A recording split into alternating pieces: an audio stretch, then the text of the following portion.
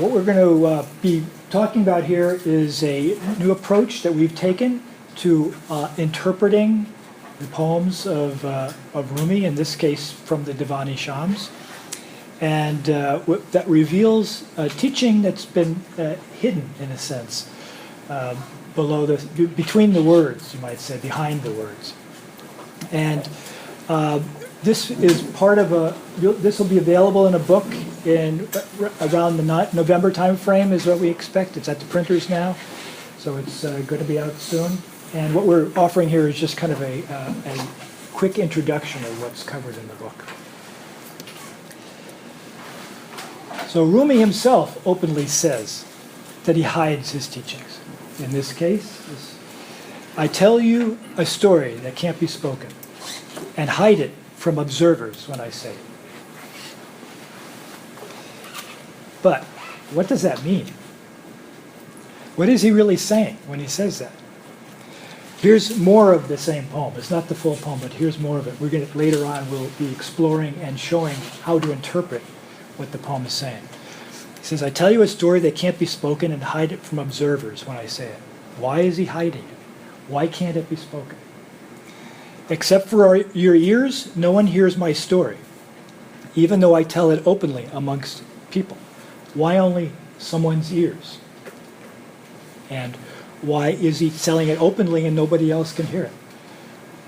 Aren't things said without words in dreams? I speak the same way when awake. What has that got to do with what he was just saying? Dreams? Now he's talking about dreams. I only moan in the bottom of the well. In the placeless, I spill secrets about the sorrow of you. What is he talking about? Has he lost us all? And this is, of course, the challenge of Rumi's poetry, is following it. Lindsay Palmer said that the random manifestation of poetic and spiritual genius describes Rumi's poetry. And the problem, she goes on to say, that his poetry appears to be structurally almost entirely random, like a winding train of thought that readers must follow without knowing where they are going. Rumi often begins one story only to apparently become distracted by another idea, theme, or story, which leads him to another thought, and so on, until he eventually returns to the original story. She wasn't the only one who made this observation. Anne-Marie Schimmel, author of many books on Rumi, uses fragments of his poems and puts them into categories to try and, as a way of trying to get at what Rumi's teaching is. She says, Rumi's poetry is not built according to a system. It lacks architectural structure. The verses lead one into the other, and the most heterogeneous thoughts are woven together by word associations and loose threads of stories.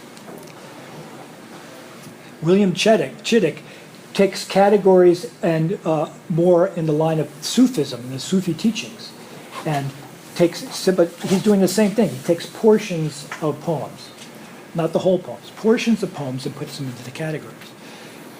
Chittick says, a thorough understanding of almost any passage in Rumi's works presupposes an acquaintance with the whole body of his teachings. Rumi makes no attempt to begin simply and then gradually to lead the reader by stages into the profundities of Sufi teachings. We will see later on that that's actually not completely true. Rumi does actually offer teachings for beginners and then other teachings for far more advanced. But what he's teaching is what's the challenge here, that, as we'll see.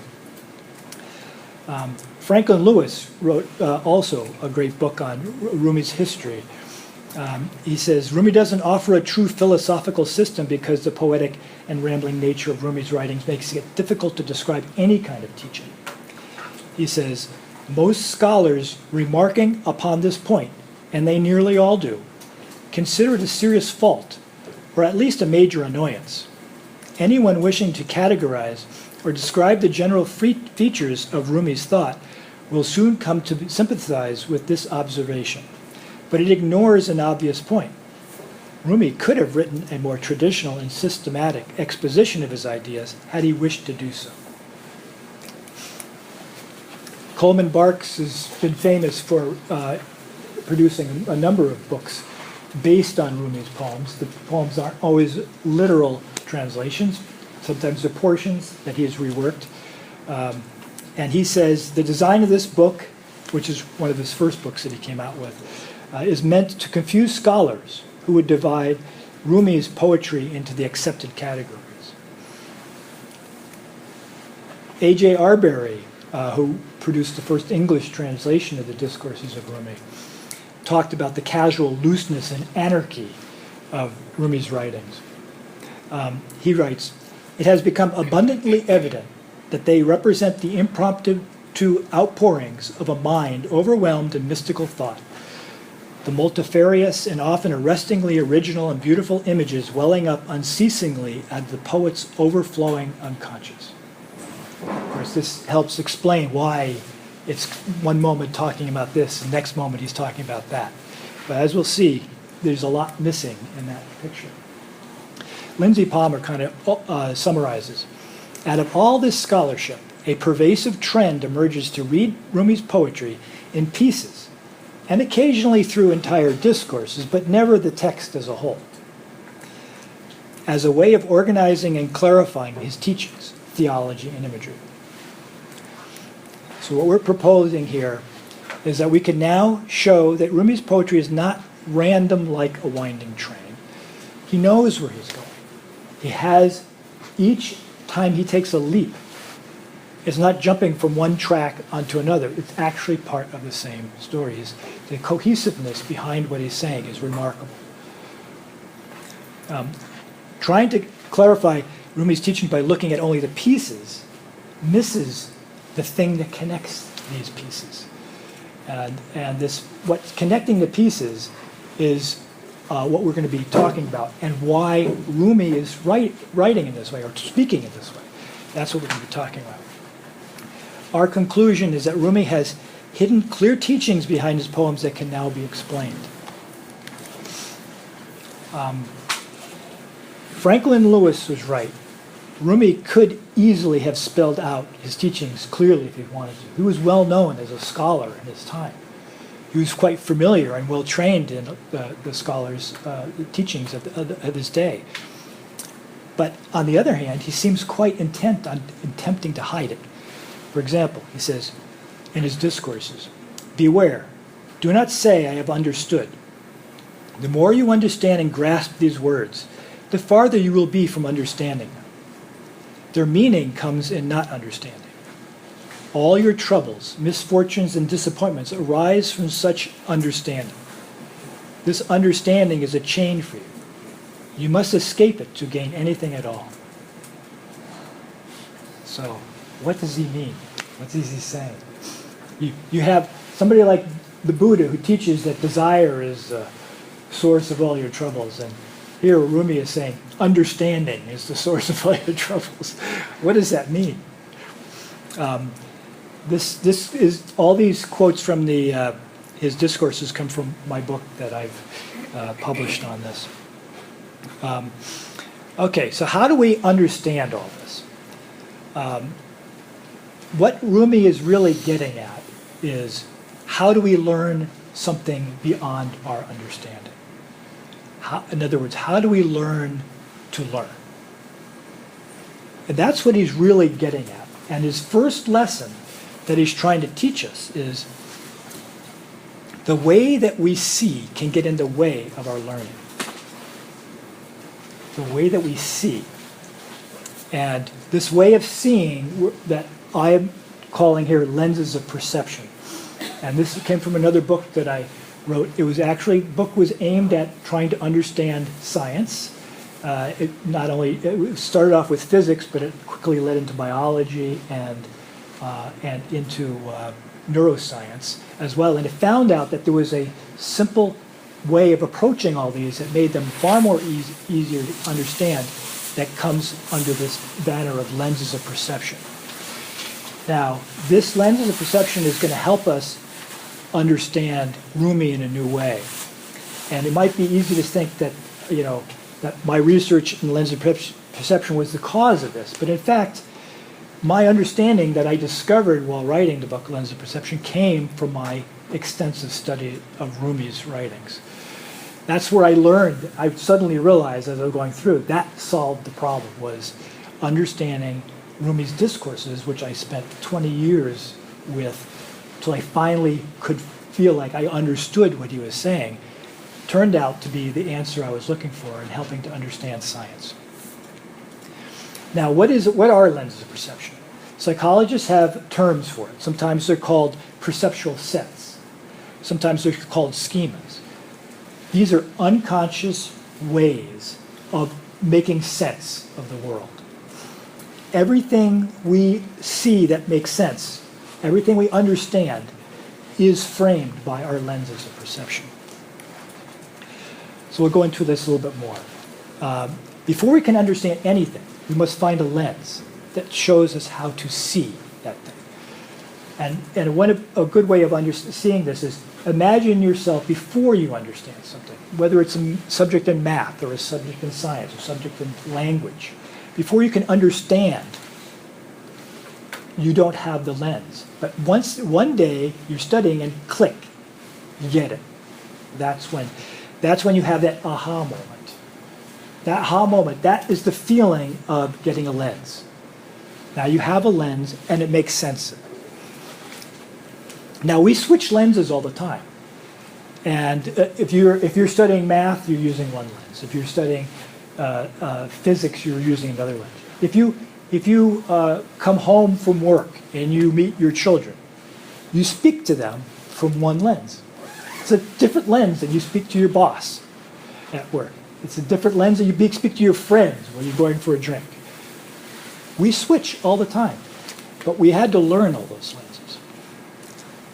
Babies learn, how do babies learn to walk and talk? Nobody's telling them, okay, here's step one, step two. They learn by doing. They learn it naturally. It happens unconsciously, and that's the key. Lenses of perception are not the same as beliefs or belief systems. It goes far beyond that. It goes far deeper, I should say, into the subconscious than that. Okay. When we feel confused until we find a lens. So in this page, an illustration, why is this person upside down? It's confusing. You feel a sense of confusion that comes all the time. We're experiencing this.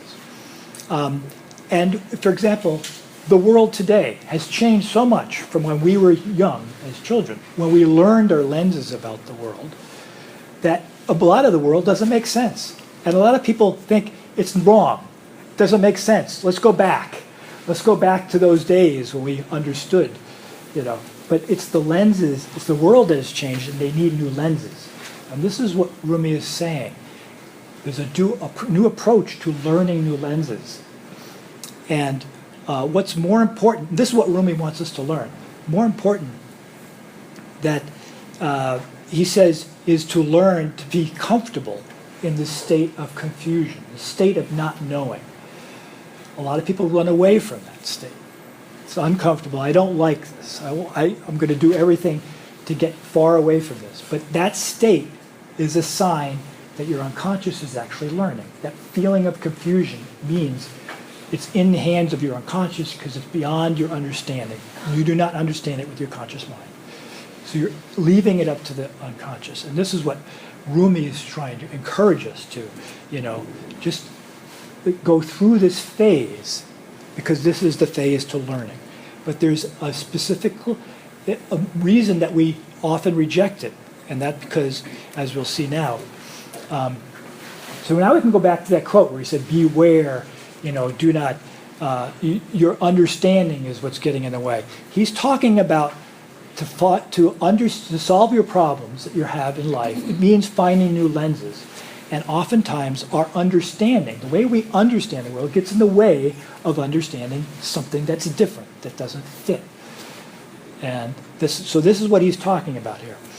But it makes even far more sense when we realize what Rumi is talking about here is the understanding that he says is beware of is a very specific lens. It's a very specific way of understanding that he's referring to is getting in our way. And this is what we call the third-person lens. Now, third-person lens is a major part of science. It's the position you take where you stand as an outside observer and you observe an experiment, or you make an observation. And there's good reasons to do this, right? We don't want our bias to influence us, to color what we're seeing. We want to be objective about it. We want the test to be repeatable if you're doing science. And this has affected us throughout all of our society. It's become a major part of us, our way of understanding. So now if you go back and you look at what Rumi was saying, the scholars were saying about Rumi, all their concerns and problems with Rumi's teachings being erratic or not fully organized, they're looking for a third-person view of Rumi's teachings. And this is specifically what Rumi is hiding. He's getting rid of. He says, don't try to find a third-person view because it's not about a third-person type of knowledge. So it's no accident. The objective lens is exactly what Rumi says is getting in our way. But what does this mean? Third-person lens is so strong in our modern day that for most people it's impossible to think there's any other way to know what's true. I mean, how do you know anything's true if it isn't objectively verified? You know? And so without objectivity, a lot of people feel lost knowing, how could I know? I could be fooling myself. This could be something I want to think. I want to believe this.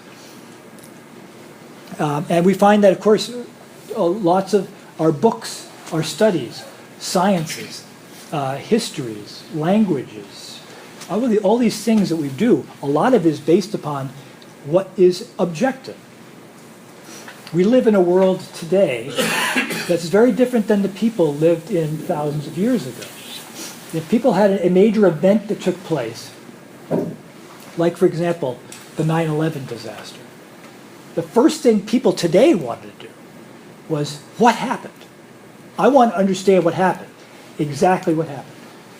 Thousands of years ago, the question would have been, why did this happen? They would want to know why.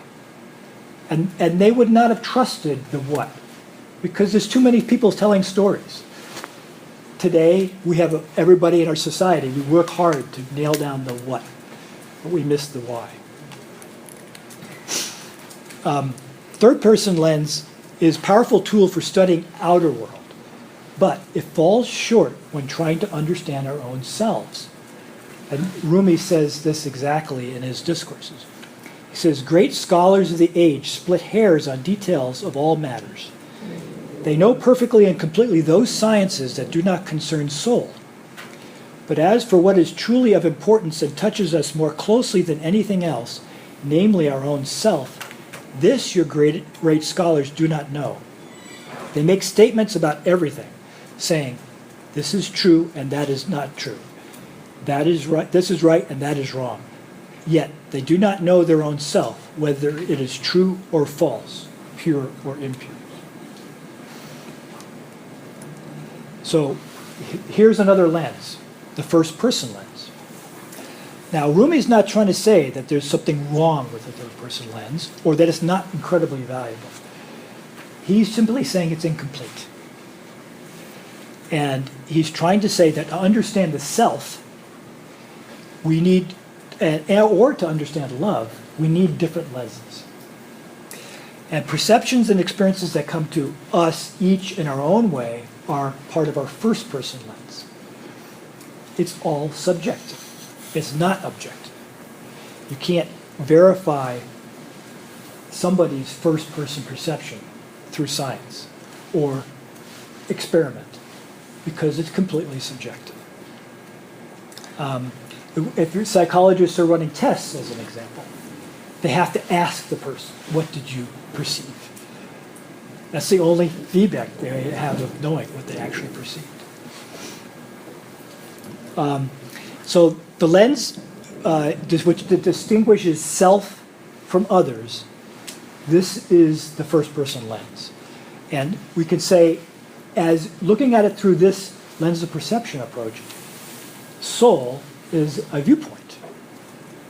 And it can't be seen by anyone else. It's not an object. It's a lens of perception. It's a way of seeing. Now, if you look at third person perception, it leads to an objective knowledge about the world. Very valuable. It's the foundation of our modern society.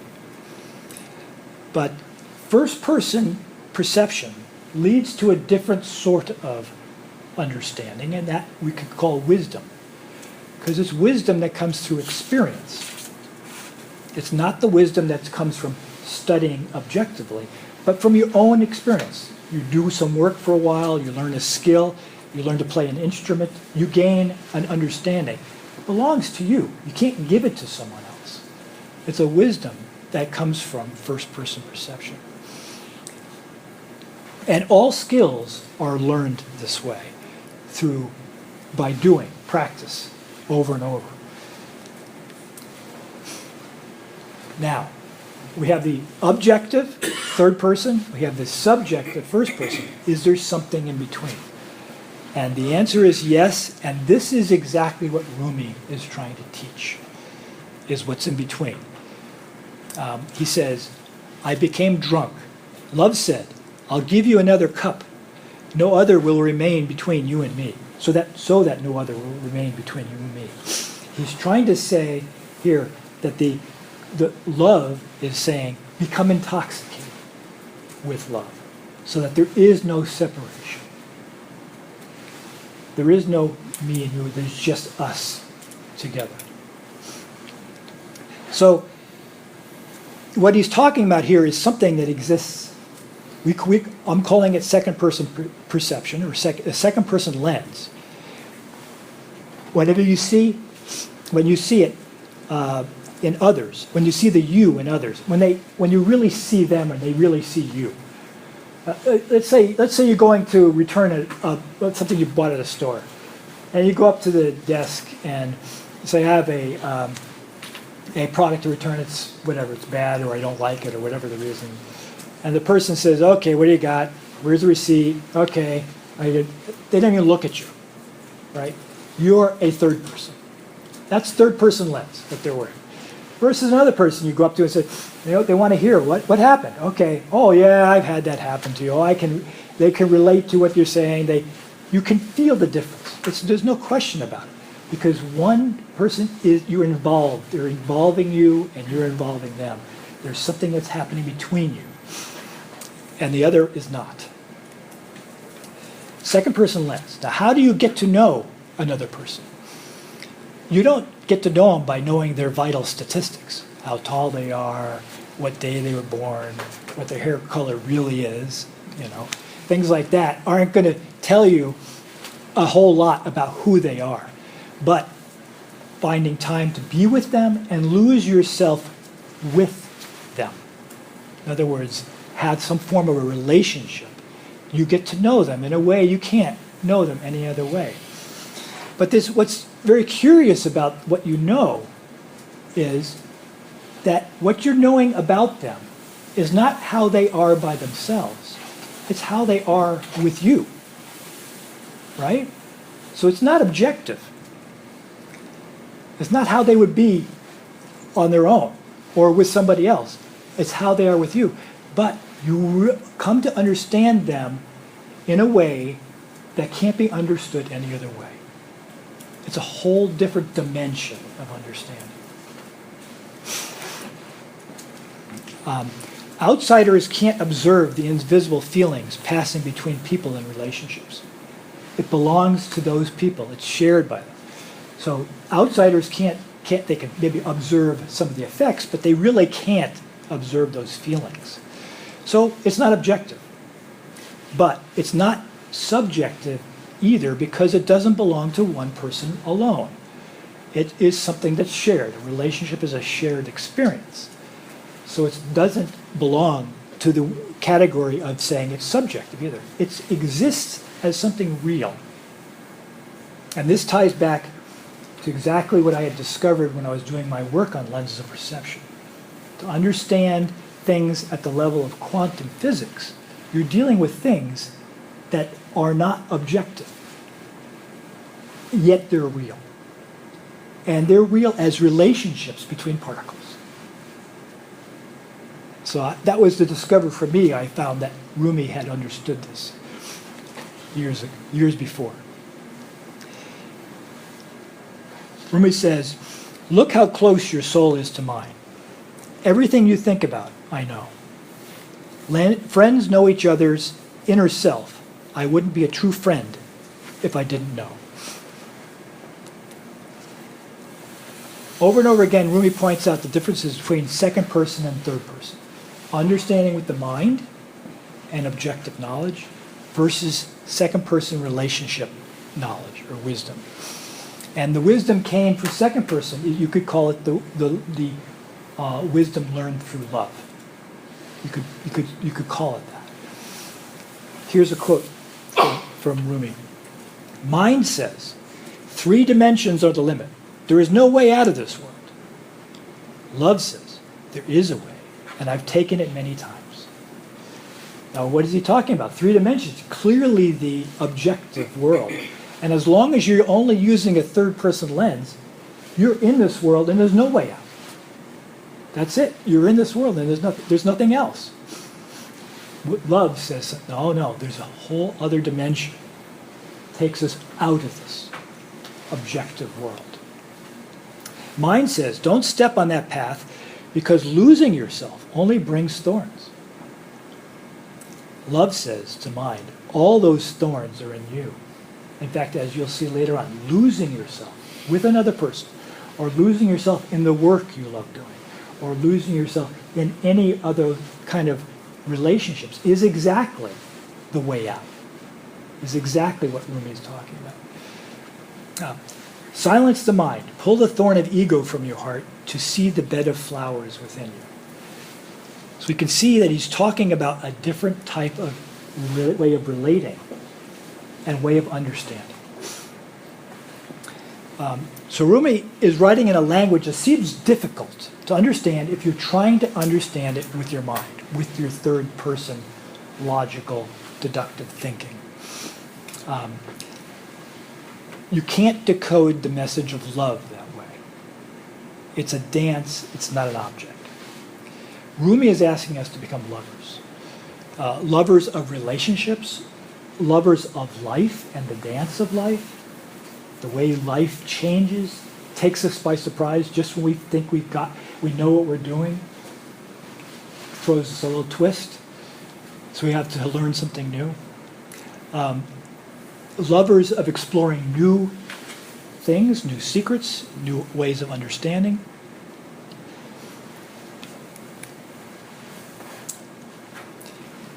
Now, this gives us an understanding of the second-person perception. We believe this is the key that kind of helps us unlock a whole other layer of understanding Rumi.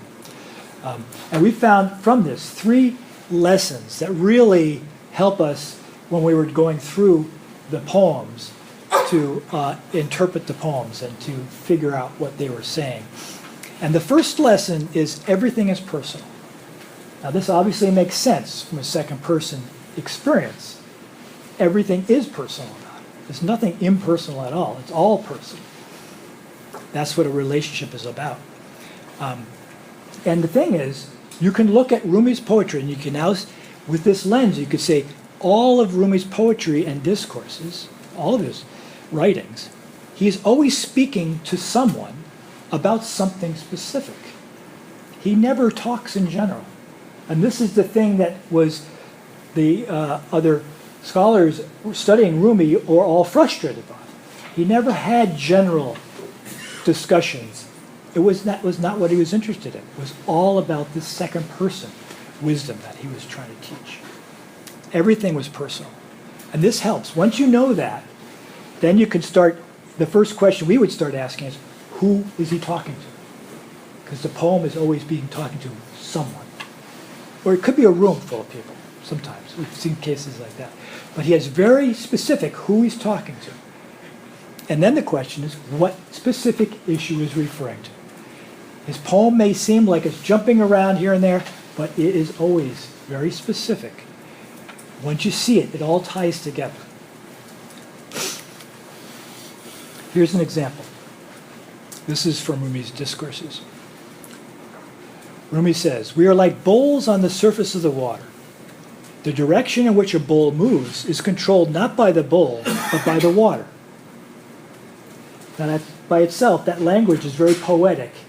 What does he mean? What does he mean by the water? Someone in the room says, that's a general statement. But some people know they are on the surface of the water, while some do not. Rumi says, if that is a general statement, then the specific statement, quote, "the heart of the believer is between two fingers of the All-Merciful," would mean nothing. What does he mean? Well, this whole statement of the heart of the believer between two fingers of the All-Merciful is a spiritual experience. That has no meaning except as a spiritual experience. It's not general. That's personal, highly personal for the believer, right? Otherwise, it doesn't mean anything at all. So what are you saying to this person who responds is that you missed completely what I'm talking about. I'm talking about a personal experience, not about a philosophical discussion. Rumi continues, "The upshot is that the bowls travel on the surface of the water, and the water carries the bowl so that every other bowl gazes upon it. The water carries another bowl so that every other bowl runs away instinctively and feels ashamed seeing it. The water inspires them to run away and implants in them the power to move away, saying, 'Oh God, take us further away.' But in the first case, they say, 'Oh God, bring us closer to that one.' In other words, the feeling of attraction and the feeling of repulsion is instinctive. It happens at a level that's unconscious within us. It's not something we think about and plan, who we fall in love with or who we end up really disliking. It just happens. It's chemistry, as we say. What he's saying is these are relationships, and these things emerge from relationships. And this is all because of the second person lens. And it turns out in physics, at the level of particles, you can see the attraction and repulsion of particles, when understood from a quantum physics standpoint, is explained exactly the same way. Something invisible passes between those two particles. Now, this illustration I'm showing here, you notice, to go back a slide, this is the third person view, that picture of the bowls on the water. This is what it looks like as a second person experience. There's the one, that bowl, that one bowl. That's the one you're focusing on. Everything else fades away. It's a personal relationship there. Rumi continues. The person who thinks this is a general situation says both bowls are equally controlled by the water. We say, if only you saw the grace, beauty, and pretty sauntering of this bowl on the water, you would have no desire to call such movement general.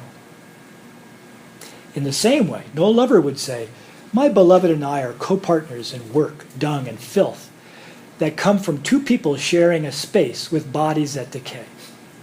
Who would give such a cold description of their beloved? Anyone who spoke like this would seem more like an evil enemy. You can see the difference between the third person and the second person. When it comes to love, only the second person counts. If you only recognize the great general attributes, not seeing our particular beauty, it is not proper arguing with you, for our words are commingled with beauty, and it is wrong to reveal beauty to those who do not love it. This is the wisdom learned from love. It's talking about here. Now, the second helpful insight we found, the first was everything is personal. The second one is all transitions are meaningful. So this is exactly what we talked about in the beginning, where, you know, Lindsay Palmer had talked about it going like a train. Where is it going? Where is it going to? We don't know. We're just on this train and it's jumping around. In fact, all those jumps, all those shifts, they are all meaningful. They all have a meaning to them. From what we've seen, we have not yet run across a case that has not had meaning.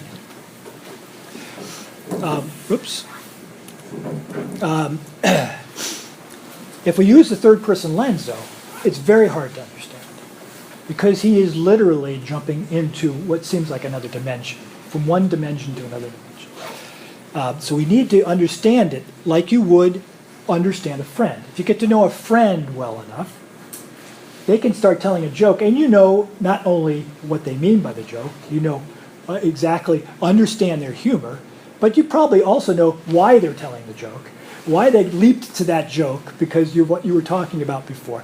You can follow them. And sometimes you get so well, you know a person so well, you can finish their sentences and they finish yours. So this is the kind of way we need to understand and get to know Rumi that well, then you can follow the leaps and you can see what he means by those leaps. Here's an example from Rumi's discourses. And this is actually a continuation of the previous quote we had where he talked about scholars. But this one, it continues it. So is with the knowledge of scholars, what they know has no connection with the essential reality that alone exists when all these signs, which means the outer forms of things, are gone. They have no knowledge about the root of the matter, life's purpose. And this is often the case. We can see a lot of sciences tell us a lot about the world, but what is life's purpose? What is our purpose in life? Science can't answer that question. I am a bird, says Rumi. I am a nightingale. They say to me, make some other kind of sound. I cannot. My tongue is what it is. I cannot speak otherwise. However, those who learn the song of birds are not birds themselves. On the contrary, they are the enemies of birds and their captors. They sing and whistle to be mistaken for birds.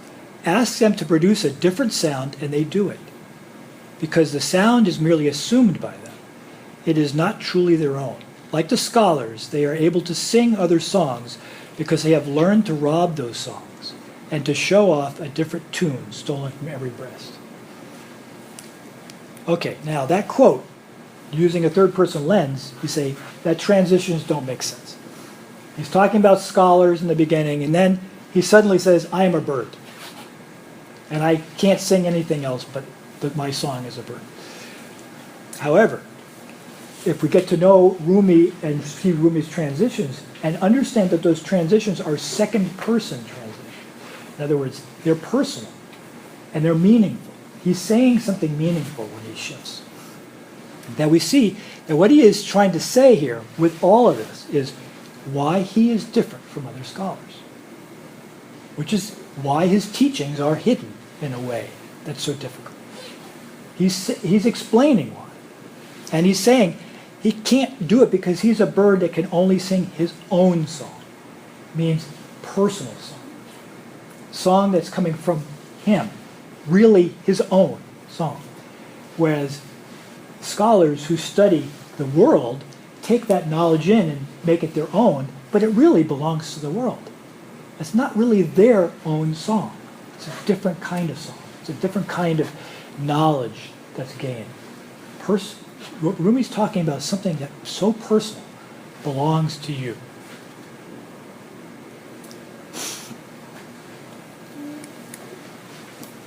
Now, the third thing we found, the third key, is that to discover who Rumi is speaking to, because everything is a dialogue with Rumi. Everything he writes. He's never just speaking in general, so he's always speaking to someone. So who is he speaking to, and seeing the dialogue. And the dialogue, once you see it as a dialogue, it changes the dynamics of what he's saying dramatically. It has very significant. Now, on the surface, Rumi is saying it all, right? His words are the source of the whole poem. But he actually loses himself in the person he is with so much that oftentimes what he's saying is not actually what he is feeling, but what the other is feeling. And so it's not him speaking, it's someone else speaking. And Rumi even says this sometimes. Sometimes he doesn't say it, and that's what makes it difficult to sort out. But this helps understanding the personal aspects of everything he's saying, when we understand that everything is a dialogue. Sometimes Rumi even talks with love itself. Rumi speaks, love speaks back. He could talk to, in some cases, in our book you'll see cases where he's talking to someone who has departed this world. Doesn't even have a physical form, and yet he's speaking with that being. Or he's speaking with somebody who's in ecstatic state while the person's in an ecstatic state. And he's with them in that state. And he's talking to the people in the room, telling them what's going on. But it's always a dialogue. It's always a dialogue. Now in the following quote, he explains why he composes his poetry. And this comes from the Masnavi. And many people have thought that this represents Hossam al-Din Chalebi's discussion with Rumi, talking him into writing the Masnavi. But in fact, as you'll see, we include the first two paragraphs before that quote, which is often left out. And when you include that, it becomes clear this is Shams of Tabriz talking, his teacher. That's encouraging him. And of course, this is all an inner dialogue, not an outer dialogue. When news arrived of the face of our master, Shams-i Tabriz, the son of the fourth heaven withdrew its head in shame. Since his name has come to my lips, it is necessary to set forth a hint of his bounty.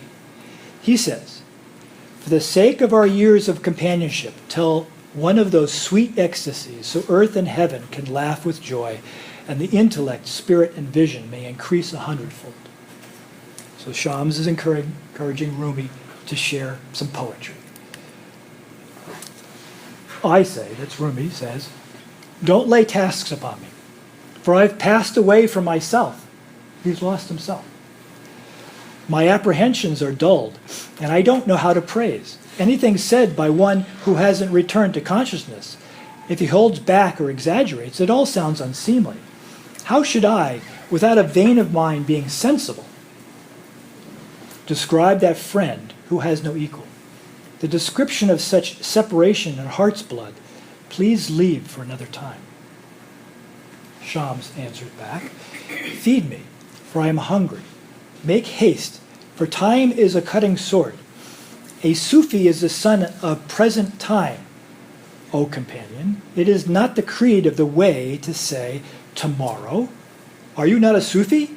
By postponing payment, you only reduce what you have in hand. I answer, it is better to keep the secret of the friend disguised. Don't you see it hidden in the contents of this tale? This tale that he's telling right now. So now who is he talking to now? Don't you see it is hidden in the contents of this tale? It is better that the secrets between lovers should be told through the stories of others. We hint at them through the stories of other of other lovers. We don't want to share our own because they belong to us alone. The people that are involved in a relationship, it belongs to them. It's not something to be shared. We tell them these stories of others, to other people being in love. Shams says, tell it forth openly and nakedly, without holding back. Don't put me off, O trifler. Lift the veil and speak nakedly, for I do not wear clothes when I sleep with the adored one.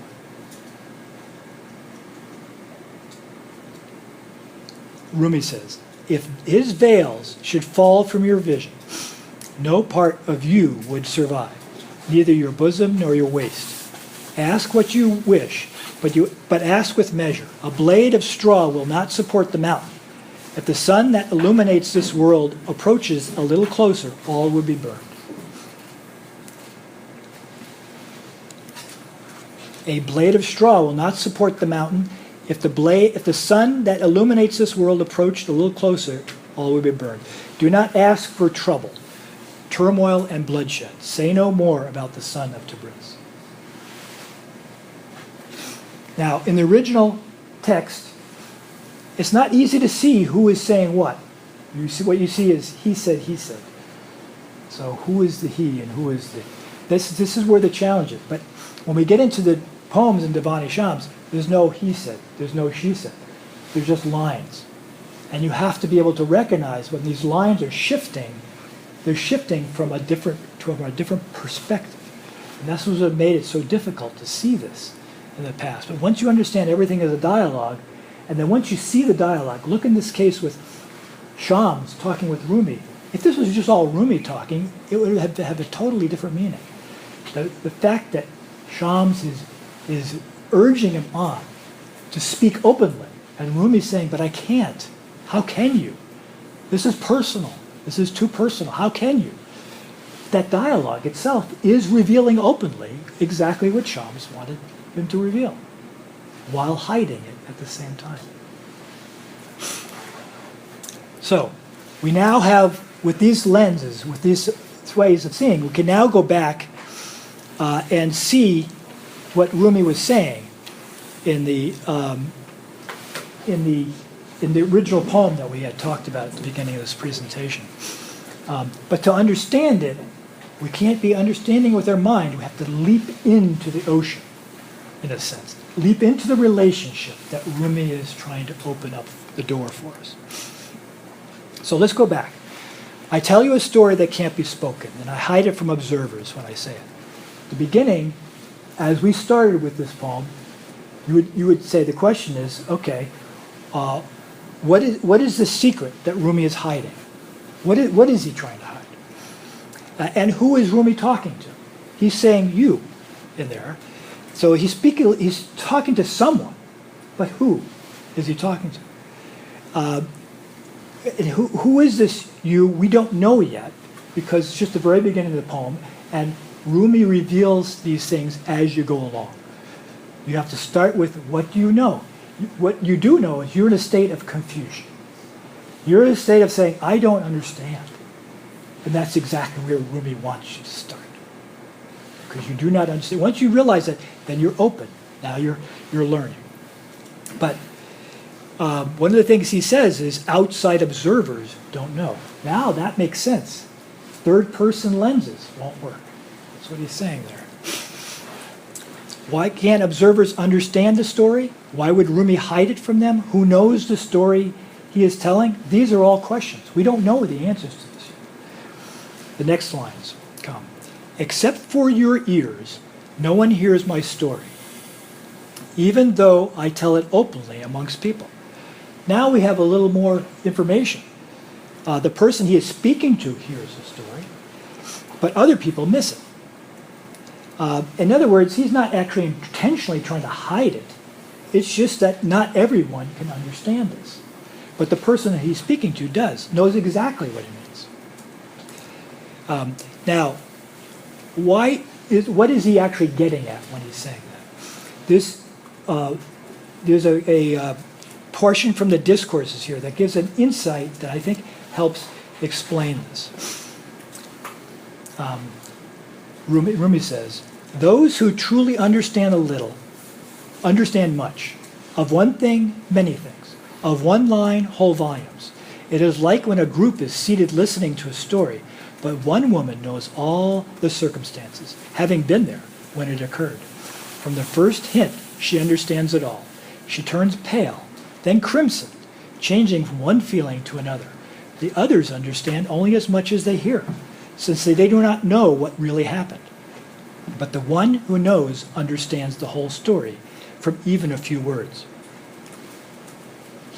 When you come to the druggist, they have, now this seems like a leap, right? We're now shifting again, right? When you come to the druggist, they have sugar in abundance, but they see how much money you brought and give accordingly. By money is meant sincerity and belief. The words are imparted according to one's sincerity and belief. When you come seeking sugar, they examine your bag to see what its capacity is. Then they measure out accordingly, 1 bushel or 2. But if someone brings a string of camels, they call the weighman to help. So someone comes along who oceans do not satisfy. Another finds a few drops enough, and any more would be harmful. Okay, so now the first thing he says in the beginning is that those who have direct experiences with a story, because they were there, understand more deeply what happened, because they were involved.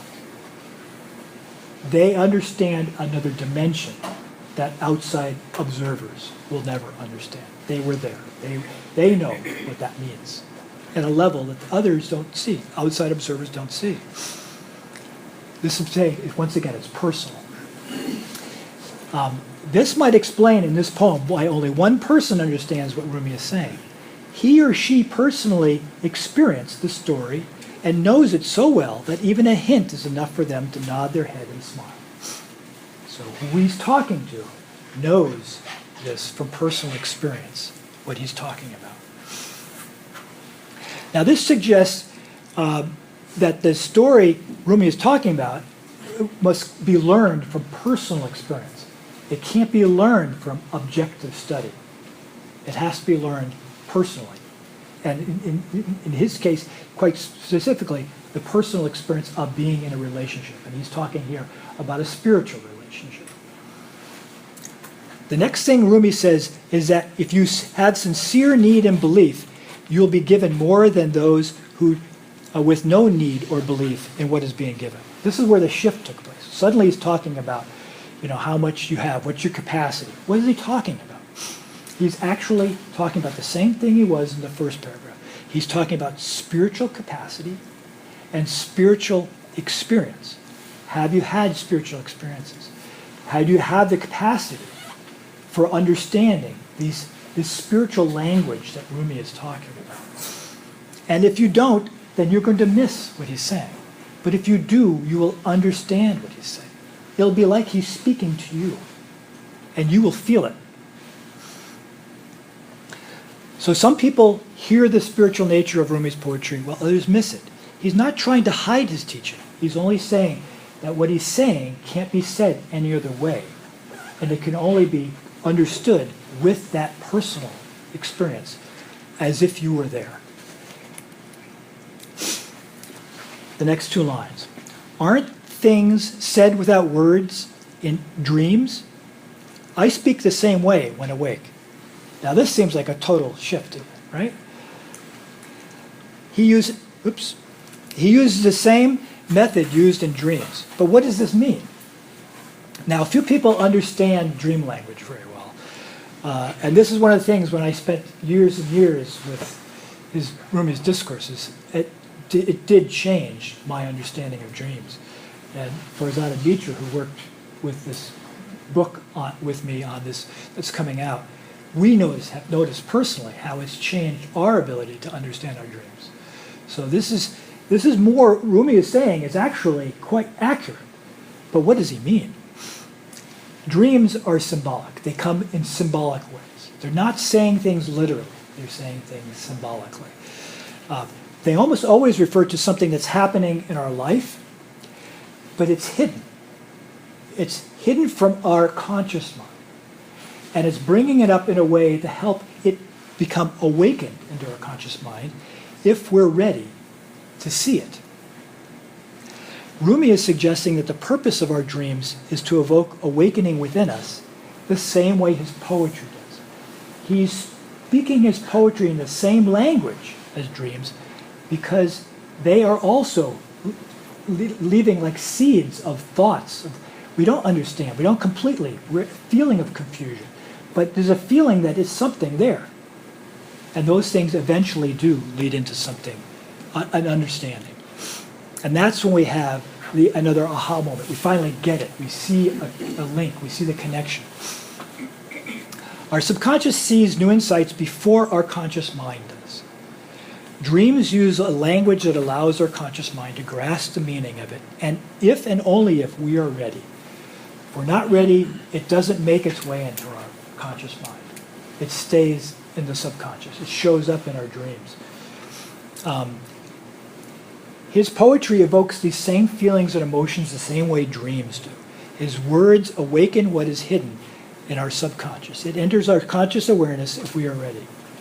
And here's what's so fascinating about this, is that when I was working on this book, Lenses of Perception, one of the things I had to study was the subconscious. And it turns out the subconscious uses a second-person lens. Always uses a second-person lens. And what this means is that Rumi is absolutely right. He speaks the same language as dreams. The next two lines. I only moan in the bottom of the well. In the placeless, I spill secrets about the sorrow of separation from you. The word separation from is in parentheses because we've added those words to help bring out the meaning. And that's what he means. That is what his meaning is correct there, but it's not in the literal words. If you had the literal translation, those words wouldn't be there.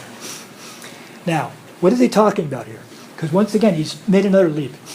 Moaning in the bottom of the well. What has this got to do with what he's been talking about?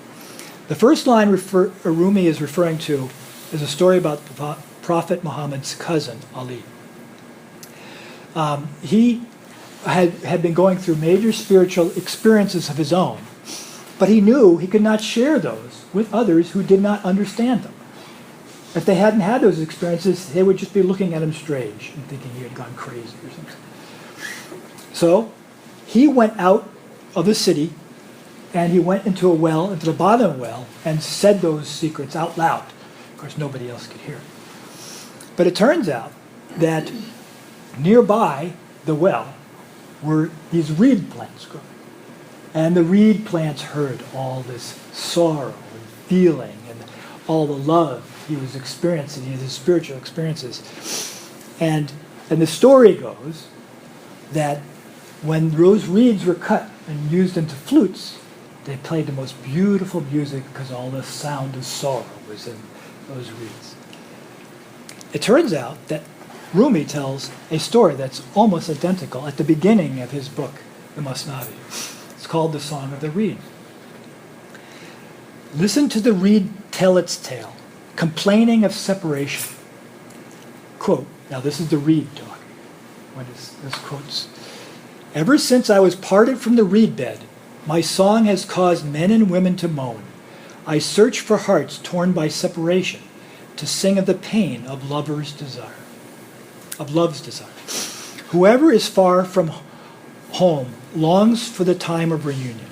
Wherever I go, I sing my wailful tones, making friends of those lost in sorrow, as well as those that are rejoicing. They all become my friends, but each from their own opinion. None seek out the true secrets that I contain. My secret is near to my plaintive sound, but ears and eyes lack the light to see it. Nothing keeps the body from the soul, nor soul from body. Still the soul is not permitted to be seen. Rumi continues. Now this is not the reed anymore. No, this is Rumi. This sound of the reed does not come from the wind, but from fire. Whoever lacks this fire is nothing. It is the fire of love that is in the reed. It is the fervor of love that is in the wine. The reed is a companion of everyone who is parted from a friend. Its music tears away our separations. Whoever saw a poison and antidote like the reed? Whoever saw such a sympathizer and longing lover like the reed? The reed song describes the way full of blood and tells stories of lovers' passion, but only to the senseless is confided the sense of this story. The tongue has no customer except the ear. In other words, we only tell this story, Rumi's only telling this story to those who can hear it. With the sorrow of separation, our days become long. Our days travel hand in hand with the burning grief. But if our days are gone, let them go. They do not matter. Only you please remain, for none bring completion like you. Only you. Now we can understand what he means by the places to tell his secrets. And we added the words, like I said, separation from you. You could see what he said in that. There's clearly talking about not just sorrow of you, but the sorrow of separation from you. And the placeless is talking about a state beyond the human consciousness that he can tell his story. So he's not going into a well. He's going into some other state where he's telling. And this is exactly the you that he talks about in this Song of the Reed, but it's the you he's talking about in this poem. The person he's talking to is the person who he's going to this placeless, this other state of consciousness to talk to. This is his relationship with that being, with that. You could say, some might say it was God he's talking. Some might say it was Shams, his teacher. So we can see now, as we're going along, line by line, the poem is revealing itself once we follow Rumi's dance. Next two lines. I sit grateful on the earth and tell the heavens about the state of this world. Now, Rumi now is moving. He's shifting. In this case, he's moving from his personal sorrow and the experience and the talk of personal sorrow. Personal sorrow for lovers separated from each other. And he's talking about the sorrow he sees everywhere in the world. It's like this sadness, this sorrow. He feels it everywhere. But he can't talk about it because a lot of people can't understand it at that level. It's a sorrow. And what he realizes is underneath all this longing for love that people have is a longing, a deep longing for God. It's for God's love, an experience with God. And he knows it, but he knows that most people can't understand it at that level. So he puts his feeling of sorrow in his poetry, and he awakens the longing that comes to awaken this longing that comes from separation. This is the story he's trying to tell in this poem. Next two lines, and this is a continuation of the previous two lines. He says, because the beloved always hides from me whenever I try to put these signs into words. In other words, this is the reason he doesn't tell it openly.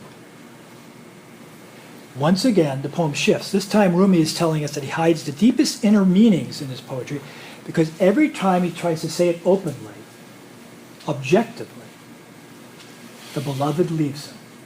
And he immediately realizes, I can't do this. This is wrong.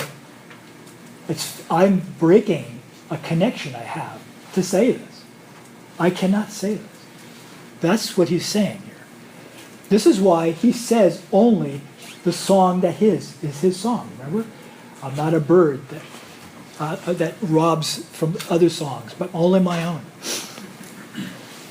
This is why Rumi is saying in the opening lines that he is telling his story to his beloved. This is why he's speaking to that you in this poem. These are the last two lines of the poem. But spiritually sensitive souls still cry out when I moan from this longing for you.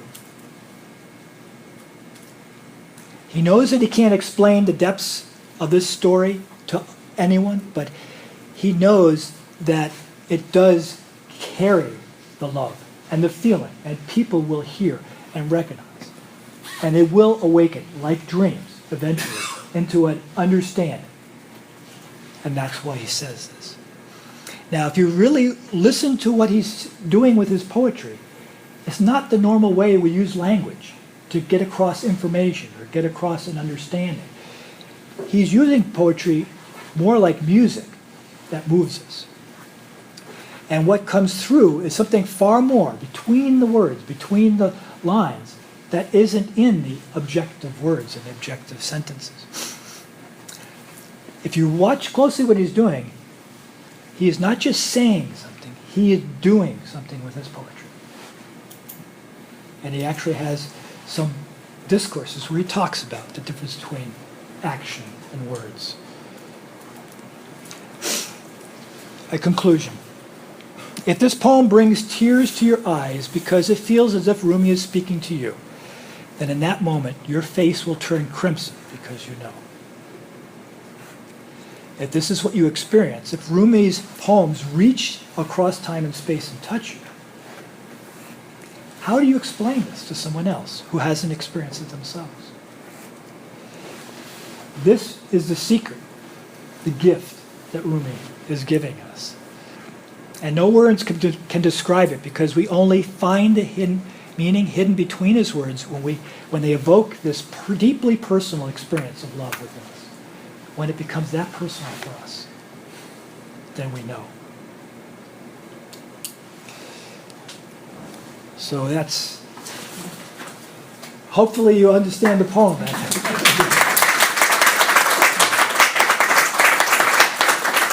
you very much, Mr. Marman. Should we have some? Yes, I would love to have questions. Ali? Please. Would you say that Rumi is a sober mystic or a drunken mystic? But the question is, what would he say? he calls himself drunken, a drunken mystic. Meaning, when he says, he says, how can I say this when I've lost all sense, I'm senseless? This, in his question, what he means by drunkenness is this in the state of a relationship with life or with love that is so complete he loses himself. So it's his self that he's lost. Yeah. Any other questions? Yeah. You mentioned that one criticism to poetry of Rumi is that his poems are all over the place. You can say that about Hafiz too. Yeah. And that's a general idea, but That's poetry by itself, right? So, but to us, like Persian-speaking, people, so we look at it as like the images of like a beautiful carpet. It's like it's not just one thing; it's many things, but they come together. So it's a tapestry of Right. of meanings and thoughts and stories that they bring the things together. Right. So,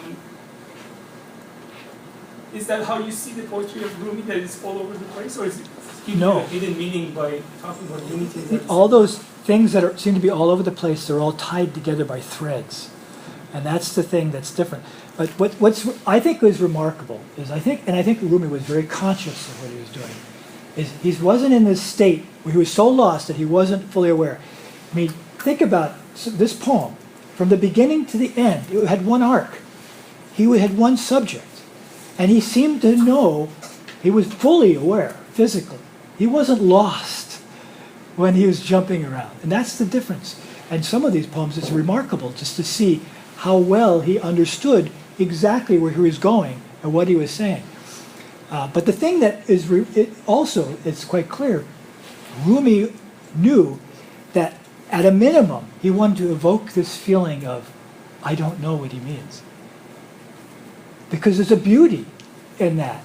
And that beauty is this second person lens of searching within yourself. What does it mean? The subconscious is looking, is trying to find something. And that by creating this state of this beauty that comes through Rumi's poems, and the way it leaves you feeling, okay, he's lost me, I'm lost. That's exactly what he wants. In fact, some of the poems we said, we started off saying, well, he's lost us, and then by the time we get to the end, we realize that was the point he was making in the poem. That was exactly the point of the importance of being lost. So, yeah. Thank you very much for your fascinating talk, and it's quite interesting. You have some new views, especially your theory of the second person lens. I find it fascinating. It's a new way of explaining something that scholars have been trying to explain from different lenses, as you said. And this attempt does generate episteme, that does generate knowledge. However, I have some criticism, if I may. However impressed I am by the novelty of your view. So the first thing is that, and you're not alone. I've seen it I've worked on the reception of Rumi in the West, specifically English-speaking and French-speaking worlds. What I have found in many North American translators or commentators or scholars of Rumi is that they see in Rumi things that are not exclusive to him. As you just mentioned, this way of, like this narrative and this way of displaying or expressing things in the writing is not restricted to Rumi. Sure. It's not even restricted to the Persian literature. It is, you can find it probably some of the oldest texts that express in not in linear structure is the Bible, the Old Testament, the Hebrew Old Testament. So there's a work by religious texts, all religious texts are like that. There's stories within a story. So exactly. So there's a relatively recent study of the structure of Masnavi, the narrative structure, the narratology of Masnavi, and they quite astutely point out, like it's done by two Cambridge scholars, I guess, Whiteman and Sayyid Qahraman Safavi. They put forth the theory of circular narrative and inverted symmetry. So it's basically about how you structure your thoughts in a piece of writing, not in a linear A, B, C, D, E, but in a circular A prime, B prime. So D is the center of the work, and then on two sides of the work you have these thoughts that are symmetrical but in an inverted scheme. Right. That's how they have explained the 6 books of Masnavi. So Right. the idea of, let's say, separation is put forth at the beginning of book 1, and then it is revisited at the end of book 6, for instance. So they have found this. So it's not all scholars who are sort of lost. No. So some of your codes, in my view, have been taken out of the context. So yes, someone like Franklin Lewis or someone like A.J. Arbery do mention that there is an apparent haphazardness to the way Rumi expresses the idea, but they, like later on, they do mention that there is a logic in it. It's not just second-person lens. That's one thing. And the other thing is, when you look at the level of elaboration in the structuring and in the composition of the verses in Rumi, you cannot say there is an absence of objective, pre-thought, predetermined, premeditated literary effort. It can't just happen like that.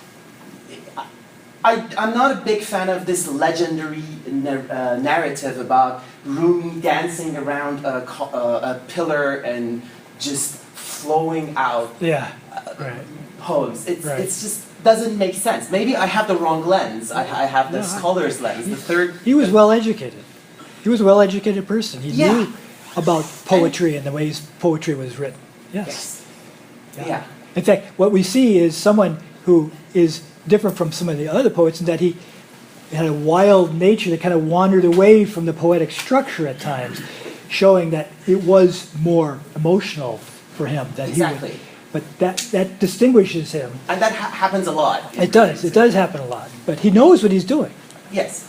Exactly. Yes, he does still have this objective lens. He's not, I don't mean to suggest in any way he's not using an objective lens at all. He regularly, in the discourses, gets met by people who challenge him in objective ways. And he knows exactly what they're talking about. So he relates, he understands very well. My minor criticism is that I would have loved to see the bibliographical references in all those codes. Right. Instantly. The dialogue between the love and the mind. Yes.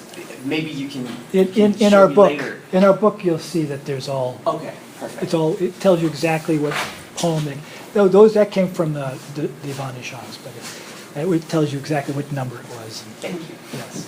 Yeah, by the way, this thing about the symmetrical pattern between the books of the Masnavi, Lindsay Palmer who wrote about that, and so I'm familiar with what you're talking about, and I can definitely see that arc.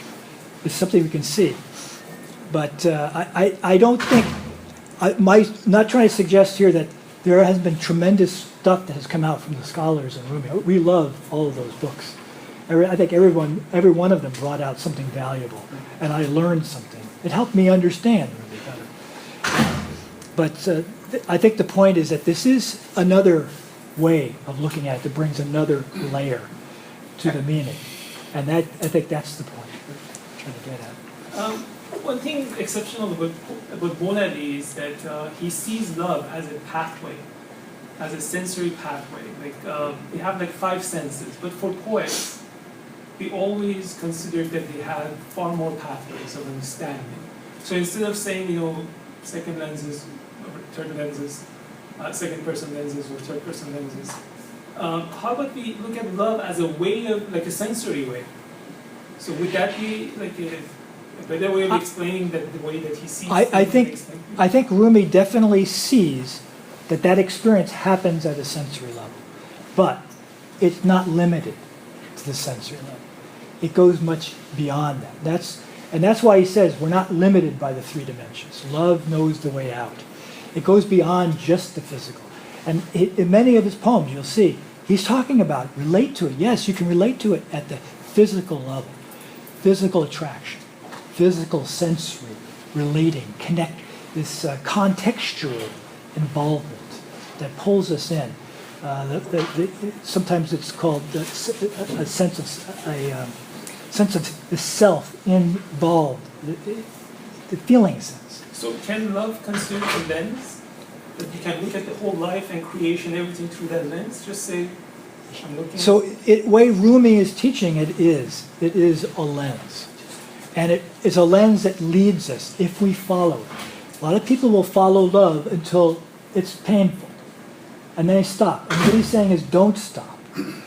Love is leading you on to something else, something bigger, something larger.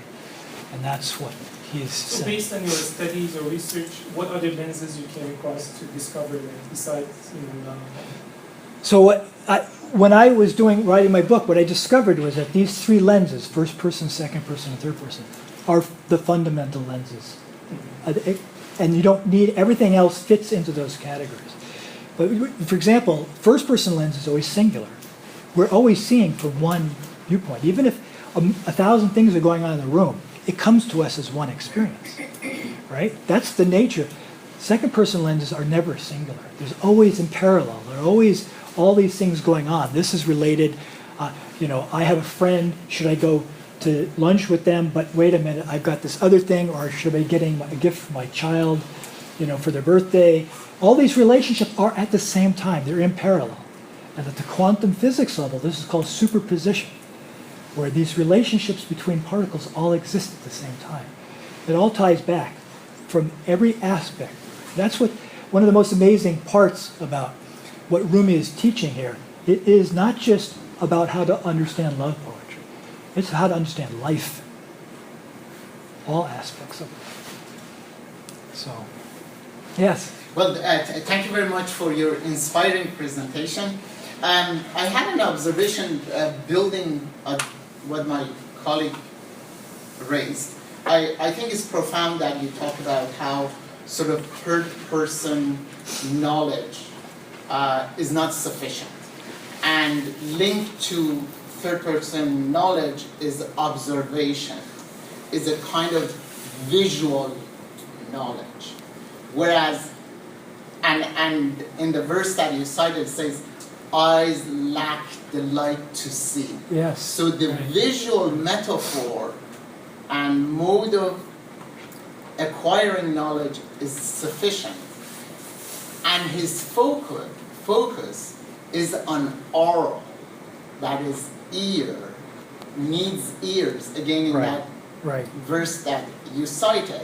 Thus I'm wondering whether if you want to get deep into Rumi's mode of thinking, acquiring knowledge, one actually has to move from the visual and lens perspective to a different metaphor that has to do more with oral, interpersonal, that you hear secrets, right, and you see secrets. Right.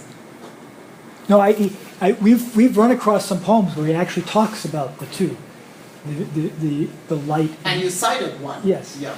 And I think it's very clear to him that he favors the sound. He favors what you hear. You're closer. It's like music, listening to music. You do favor it. But he also shows that the visual can be seen it has different sides.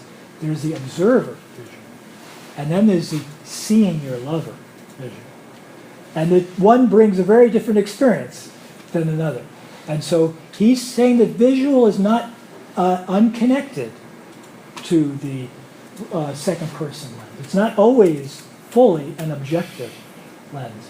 And that quote you were talking about from here, he was specifically saying seeing as a way of the observer, right? And then hearing as a way of listening to because you're involved with, you know. But he in other cases, because Rumi is always smashing the glass, the cup, right? He's here's the cup, I'm serving the wine, now smash the cup, you know. The wine is all that matters.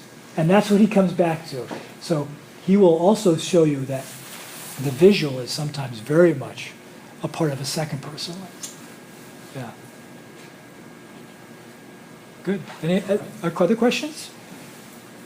One last. Yes. And last, I want to be the last. mine is short and more down to earth. So I'm not going to get too philosophical. How